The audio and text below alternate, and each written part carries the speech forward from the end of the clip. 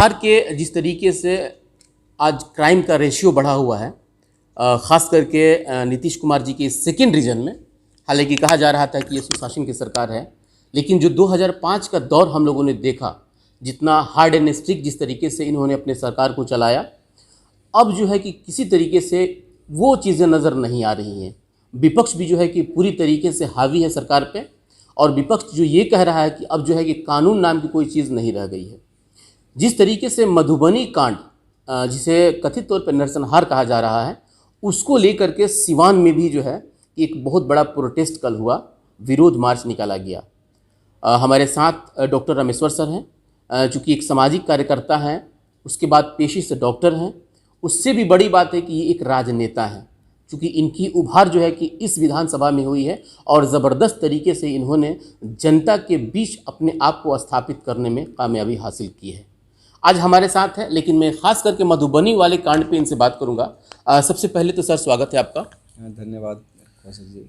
Sir, ये मेरा एक पहला सवाल है कि जिस तरीके से सरकार जो है कि उसका ध्यान जो है कि खास करके लॉ एंड ऑर्डर पे नहीं है, जिसका नतीजा है कि मधुबनी जैसा कृतज्ञ कांड जो हुआ है, उसके बारे में सर आप क्या बताएंगे ज़रा।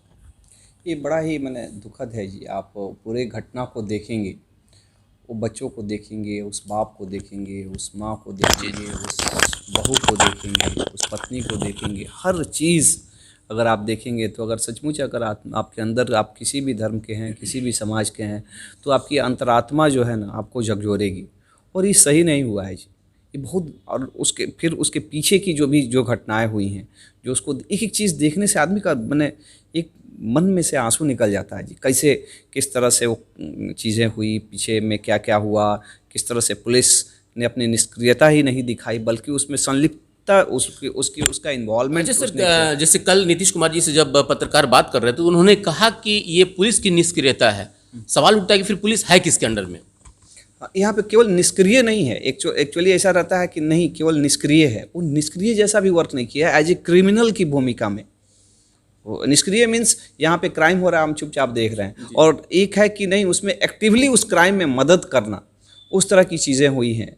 और मैं तो मुझे ऐसा लग रहा है कि पूरे मुझे अपने आप से भी ये शिकायत है, समाज से भी शिकायत है, राजनेताओं से शिकायत है, मीडिया के लोग, सोशल मीडिया को लोग ख़राब बोलते हैं जी। सोशल मीडिया नहीं रहता, ये घटना कहीं नहीं, ये बिल्कुल दब गया था, ये ख़त्म हो गया। किसने दबाया था सर?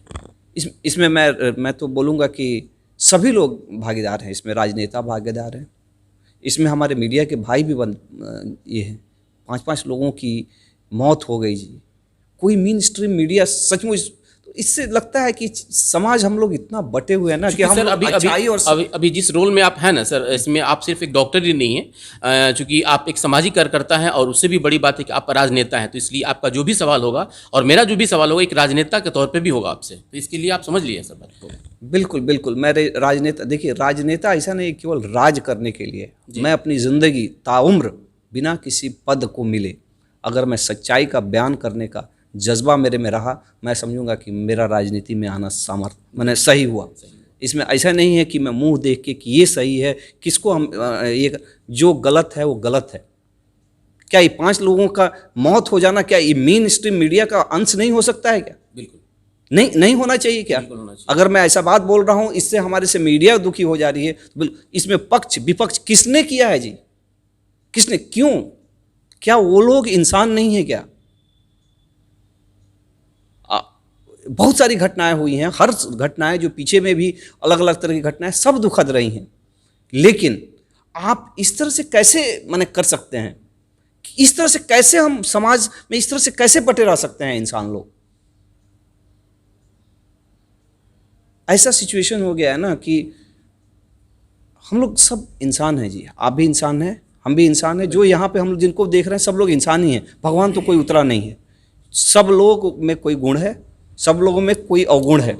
बिल्कुल ऐसा कोई नहीं है जिसमें गुण नहीं है, जिसमें ऐसा कोई नहीं है जिसमें अवगुण नहीं है। लेकिन हमारा समाज इस तरह से बट गया है जिसका कोई हिसाब नहीं है। यहाँ पे तो ऐसे हैं जैसे अंधभक्त जो हैं, उनको मोदी में कोई बुराई नहीं दिखती, और जो अंध विरोधी हैं उनमें मोदी में कोई अच्छाई नहीं दिखती। मैं ऐसा नहीं है मोदी को सपोर्ट कर रहा हूँ, ये उसके उल्टा कि अच्छा सर, एक बात बताइए, जिस तरीके से चुनाव में हमने देखा बहुत सारे, मतलब जिस तरीके से उसमें जो नहीं कहना चाहिए वो लोग भी कहा गया था, उसमें एक खास चीज़ें थी जिसको इंगित किया जा रहा था कि जंगल राज, ये 90 का दशक का वो शब्द था जिसे इस चुनाव में बहुत यूज़ किया गया। तो आपको क्या लग रहा है सर कि 90 का दशक में जो जंगल राज थी और आज के राज में क्या फ़र्क है सर, ज़रा बताइए। देखिए, जंगल राज तो था, इस बात को आप माने चाहे नहीं माने, मैंने उस चीज़ को फील किया है जी। हम लोग उस वक्त ऐसा समाज था ना कि अपने घर के माँ बाप अपने बच्चों को यहाँ पे नहीं, हम लोग उतना सामर्थ्यशाली थे, हम लोग उतना, भगवान ने हम लोग को अपॉर्चुनिटी दिया था कि हम लोग दुनिया किसी कोने में नहीं चाहते थे, हमारे पेरेंट्स, ये पेरेंट्स नहीं चाहते थे। और कहीं ना कहीं मैं नीतीश कुमार के आने के बाद से बड़ा खुशनसीब मैं अपने आप को समझता हूँ कि कुछ बिहार चेंज होने के, और चेंज हुआ भी, बहुत हद तक चेंज हुआ, लेकिन चेंज पहले, एक तो पहला चीज़ की अब वो नहीं रह गया है इकबाल जो नीतीश कुमार का जो था। सोच सकता है कि धीरे धीरे उम्र के हिसाब से भी शायद धीरे धीरे चीज़ें के अनुसार वो उतना स्ट्रिक्ट नहीं रह चुके हैं। उस शब्द में आप अभी को क्या कहेंगे? ये भी एक तरह से जंगल राज ही है जी। जब आप चीज़ों को, एक आदमी को, एक आदमी को देख के आप इंसाफ करिएगा, सबके साथ सबका जो क्या उनका सबका साथ सबका विकास, सबका साथ सबका विकास, इस बार तो सबका साथ सबका विकास कहाँ, किसका सबका साथ कहाँ है? जिनसे आप पूछना चाहते हैं सर। देखिए, मैं उन तमाम लोगों से, ऐसे नहीं केवल राजनीतियों से, हम हर इंसान से ये बात पूछना चाहते हैं कि कब तक हम लोग न्याय ने आँख देख के हम लोग न्याय करेंगे, लोगों का जात देख के न्याय करेंगे, जो लोगों का धर्म देख के न्याय करेंगे। न्याय का कोई जात धर्म नहीं होता है जी, अपराध का कोई जात धर्म नहीं होता है। और चीज़ें देखिए, एक समय था, मुझे याद आ रहा है उस वक्त भी, जब बहुत ख़राब दौर था, कुछ लोग थे हमारे भी कुछ पहचान के, हम लोग के, अरे भले ही कितना भी ख़राब सिचुएशन है लेकिन हम लोगों को कुछ नहीं होता है।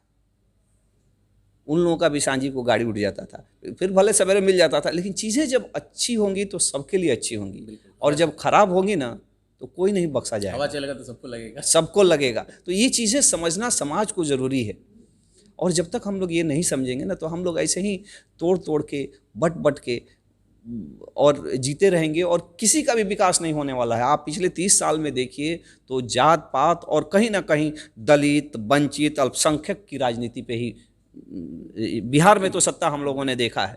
लेकिन आप अपने दिल पे, जो भी ये लोग देख रहे हैं, अपने दिल पे हाथ रख के बोले कि क्या दलित, क्या वंचित, क्या अल्पसंख्यकों का सचमुच कल्याण हुआ है क्या, या फिर ये सत्ता पाने का एक साधन सा बन गया है, ताकि लोगों को बांट के रखिए और जो भी करना है करिए, को भी कुकर्म करना है कर लीजिए। उस पे ये कैसे कोई एक्सेप्ट कर सकता है जी कि चारा चोर चलेगा, भाईचारा चोर नहीं चलेगा, चारा चोर भी नहीं चलेगा, भाईचारा चोर भी नहीं चलेगा। अच्छा सर, एक लीक से हट के मेरा एक सवाल है, चूंकि आप एक डॉक्टर भी हैं, अभी जो कोरोना का मामला चल रहा है, क्या लग रहा है सर कि अभी एक राजनीतिक हथियार बन के रह गया है कि अभी बीमारी है? ये बीमारी भी है, लेकिन अभी का इस सिचुएशन में तो जैसे एकाएक, जैसे कल परसों से लॉकडाउन, तो मुझे तो लग रहा है कि बिहार में सिचुएशन अब इस तरह से जैसे लॉ ऑर्डर का हुआ है, और कहीं ना कहीं जनता के अंदर धीरे धीरे ये प्रतिरोध और माने ये है उसको, हाँ, कि ताकि कोई अब कुछ ज़्यादा कुछ करे नहीं, ज़्यादा कोई प्रदर्शन ना करे। और इसके लिए भी हो सकता है, मैं 100% नहीं बोल सकता हूँ, कोरोना केसेस भी बढ़ रहे हैं, लेकिन ये सब चीज़ें दुखद है जी। हर आदमी को विरोध करने का भी हक मिलना चाहिए, और ऐसा नहीं कि कोरोना को आप एक हथियार के जैसा कि भाई अब विरोध हो रहा है, चाहे अभी कुछ गड़बड़ होगा इसलिए अब लगा दीजिए, ये दारा बंद करिए, तो ये सब चीज़ें भी नहीं होनी चाहिए, बंद होनी चाहिए। 4 महीना पहले हमारी एक इंटरव्यू हो रही थी डॉक्टर हाई साहब से, चूँकि एशिया FM के डॉक्टर हैं, उन्होंने एक बात बताया था खासकर अपने ही चैनल पर, कि कोरोना जो है कि अपने नई शक्ल में आएगा, और सरकार को और आम आदमी को इससे जो है कि अलर्ट रहने की ज़रूरत है। 4 महीना पहले की बात है, जबकि वो नीतीश कुमार जी से, जो माननीय मुख्यमंत्री हैं, उनसे 3 बार उनसे मीटिंग भी हो चुकी थी, और उसके बाद भी अगर सरकार के पास ये बात आ रहा है कि नहीं, कहीं ना कहीं कोरोना बढ़ रहा है, तो इसकी जिम्मेवारी किसके पास हो सकती है? क्या आम आदमी को हड़का करके बीमारी भगाया जा सकता है? आम आदमी को हड़का के तो नहीं, लेकिन आम सबको जागरूकता तो होना ही पड़ेगा, लेकिन सबको जागरूक होना पड़ेगा, क्योंकि बीमारी तो ऐसा नहीं है कि कोई सरकार के लोग भी उसमें, नीतीश जी को भी हो सकता है, किसी को भी कोरोना हो सकता है। सबसे पहले वो अपना नुकसान कर रहा है, दूसरे का तो छोड़ दीजिए। दूसरे का तो नुकसान होगा ही, क्योंकि समाज में देखिए जब समाज में अव्यवस्था रहेगी तो उसका खामियाजा सबको भुगतना पड़ेगा। समाज की हर बुराई का खामियाजा सबको भुगतना पड़ता है। सामाजिक प्रॉब्लम का ये है कुछ भी, जिसे अभी वही ST एक्ट का जो भी दुरुपयोग हुआ, जिसके कारण से वो बेचारा, उसके घर का एक लड़का वो जेल में चला गया, वो उस जो भी हुआ, और वही जो घाव था, वही जो जख्म था बढ़ के, वो जो मधुबनी का नरसंहार, उस पर कोई कुछ नहीं बोल रहा है। लेकिन देखिए प्रॉब्लम कहीं दूसरे जगह है, उसको व्यक्त कहीं दूसरी जगह हो रहा है। तो बहुत सारी चीज़ें हैं जी, ये किसी के साथ भी सही नहीं है।